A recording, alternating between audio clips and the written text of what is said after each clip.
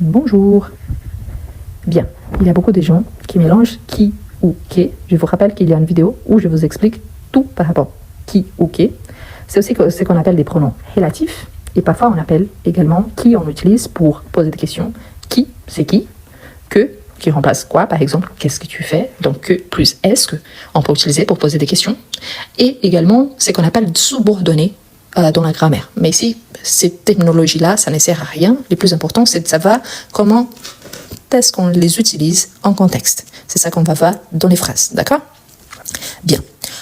Une petite astuce que je vous donne, ça ne marche pas à 100%, mais que ça marche quand même très très bien, c'est que la plupart du temps, quand on a une phrase qui en a un sujet, ou on a une phrase qui a tout un contexte, la plupart du temps, qui vient avant un verbe, que vient avant un sujet. Mais là, il faut savoir identifier un verbe, il faut savoir identifier un sujet également, d'accord?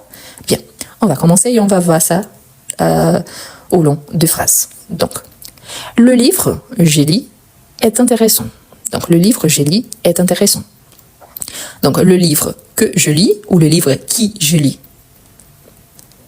Que ou qui? Parfait. Pourquoi? Je parle d'un livre. Qui est en train de lire ce livre? Moi, donc je, moi. Hein. Donc, ici, c'est pour faire la liaison entre les deux. Et en plus, je, c'est un pronom. Donc, si c'est un pronom, je vais utiliser que. Donc, le livre que je lis. Ensuite, on a je visite un bâtiment, date du XVIIIe siècle. Je visite un bâtiment, date du XVIIIe siècle. Qui ou que? Qui ou que? Donc, la question, qu'est-ce qui date du XVIIIe siècle? Un bâtiment. Donc, je visite quoi? Un bâtiment. Et c'est lui qui date du XVIIIe siècle. Date ici, c'est le verbe dater. Donc, qui date? Donc, ici, c'est bel et bien qui. Qui date? Date, c'est le verbe. Je parle par rapport à ce bâtiment-là. OK? Qui date du XVIIIe siècle. J'aime me promener dans le jardin et près de chez moi. J'aime me promener dans le jardin et près de chez moi. Parfait. Qu'est-ce qui est près de chez moi? Le jardin.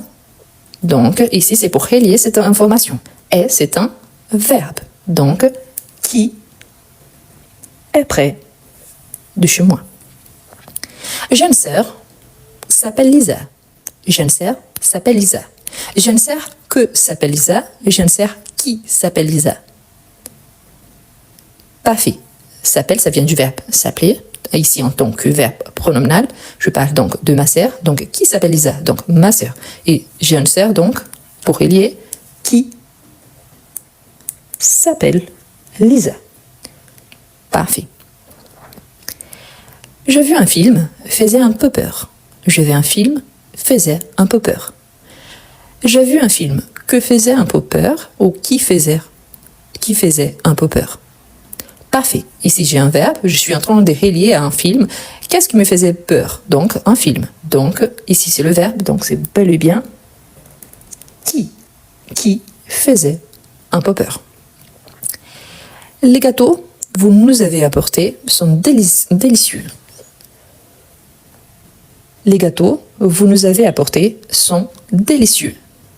Parfait. Nous avez apporté. Qui a apporté quoi?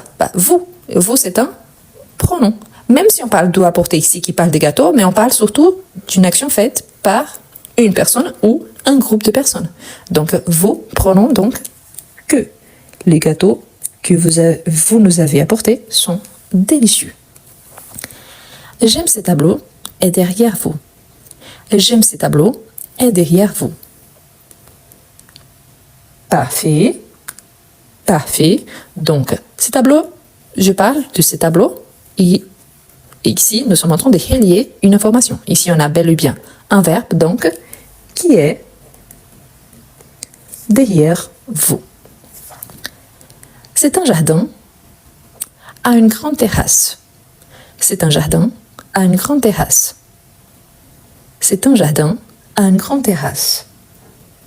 Parfait. Je parle du jardin qui a une grande terrasse. Donc, je suis en train de relier deux informations. Et ici, je bel et bien un verbe. Donc, c'est un jardin qui a une grande terrasse. très très très important.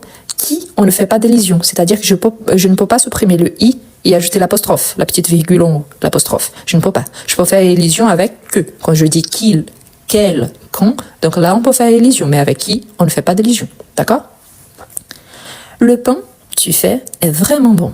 Le pain, tu fais, est vraiment bon. Parfait. Parfait. Qu'est-ce qu'on a là? On a les pronoms tu. Par conséquent, le pain que tu fais est vraiment bon. Donc, on parle plutôt d'une action faite par quelqu'un que du pain lui-même. Donc, est vraiment bon. Pourquoi? Parce qu'il s'est fait par cette personne-là. Donc, le pain que tu fais est vraiment bon. Ensuite, on a la nouvelle, vous nous apprenez, est terrifiante. La nouvelle, vous nous apprenez, est terrifiante. Parfait. On a les pronoms ici.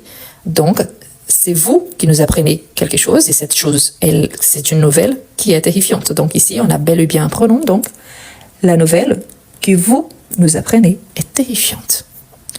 L'homme à ton dehors est mon oncle. L'homme à ton dehors est mon oncle. L'homme à ton dehors est mon oncle.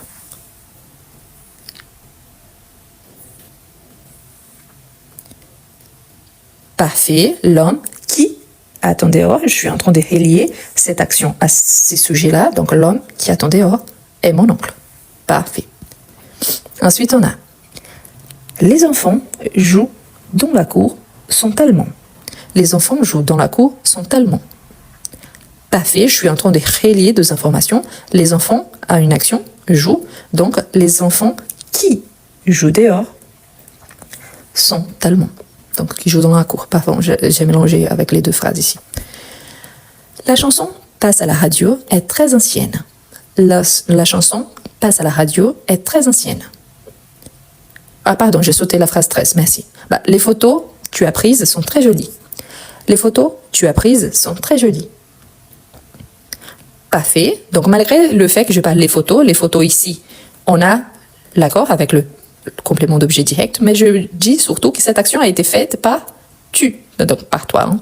Donc, toi qui as fait ça, donc tu, c'est un pronom, donc les photos que tu as prises sont très jolies. Ici, c'est prise, l'accord il est correct, il fait l'accord pas avec le sujet, mais il fait l'accord avec les photos. C'est un complément d'objet direct qui a été déplacé, ok? Donc, les photos que tu as prises, tu as pris quoi? Des photos. Quelles photos? Elle vient avant les sujets. Donc, l'accord ici que tu as pris, c'est correct. OK? L'accord avec le complément d'objet direct. Ensuite, on a les chansons passent à la radio est très ancienne. La chanson passe à la radio est très ancienne. Parfait. Donc, je relis les informations. Chanson, c'est mon sujet. Passe, c'est le verbe. Donc, la chanson qui passe à la radio est très ancienne. Parfait. Vous écrivez des poèmes.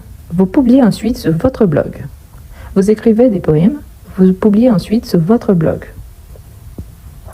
Parfait. C'est comme si j'avais une phrase, que j'arrête là, vous écrivez des poèmes. Point barre. Vous publiez ensuite sur votre blog. Donc, on a une autre action. Ici, j'ai mon sujet. Donc, que vous publiez ensuite sur votre blog. Le livre que tu m'as prêté est très intéressant. Le livre que tu m'as prêté est très intéressant. Parfait. Donc, le livre a été prêté par quelqu'un, donc toi, donc ici tu. Donc, le livre que tu m'as prêté est très intéressant. Prêté ici, c'est le passé, ok? Donc, tu m'as prêté. La série je regarde est coréenne. La série je regarde est coréenne. Parfait. Parfait. Qui fait une action ici? Je regarde quoi? La série. Par contre, ici, malgré le fait que je réalise les informations, cette information viendrait après dans ma phrase. Donc ici, j'ai bel et bien les pronoms, donc, que je regarde. Vous avez un chat est très mignon. Vous avez un chat est très mignon. Parfait. Ici, je parle de ces chats-là et j'attribue donc une caractéristique, il est très mignon. Donc, vous avez un chat qui est très mignon. On peut avoir des exceptions à cette règle, bien évidemment. Vous savez très très bien qu'en français, on a toujours des exceptions. Quand est-ce qu'on utilise surtout, par exemple, que avant un verbe? Quand on a une inversion verbe-sujet, qu'avez-vous fait ce week-end, par exemple? Qu'avez-vous fait ce week-end? Donc, vous voyez là que j'ai une inversion. Vous avez fait quoi? Qu'est-ce que vous avez fait? Donc là, pour cette inversion verbe-sujet, qu'avez-vous fait? Donc, j'utilise que et pas qui. Donc, vous voyez que la règle qui avant verbe, que avant sujet, ça peut changer. Quand je parle aussi en tant que sujet, qui, une chose, qui, autre. Donc là, c'est en tant que sujet, donc je vais utiliser qui, même si après j'ai un pronom. Mais c'est très rare. En général, comme vous avez remarqué, 99% des fois, qui avant verbe, que avant sujet. C'est beaucoup plus simple de penser que c'est une subordonnée, qu'il faut subordonner un sujet à une action et montrer toute la partie des grammaires. Comme ça, je pense que c'est beaucoup plus simple. Si vous avez encore des doutes par rapport à ça, parce que c'est normal, je vous invite à regarder les pronoms relatifs sur ma chaîne YouTube. Si vous tapez les pronoms relatifs plus les noms de machines, vous allez trouver facilement. Il y a d'autres exercices également pour travailler. Les pronoms relatifs, normalement, on a que, qui, où et dont. Donc, vous pouvez chercher, il y aura des exercices pour que vous puissiez vous entraîner. D'accord? Voilà.